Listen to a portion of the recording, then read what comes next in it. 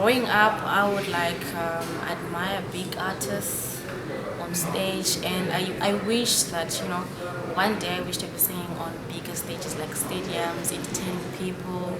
Yeah, so that's why I took this path, and most of all because I love singing.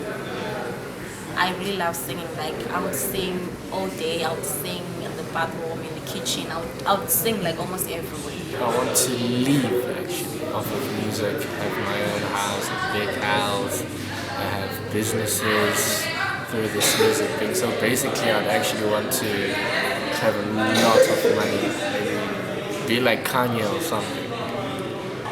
I'm pretty much hoping to connect with people that are willing to find themselves in all forms of life, basically.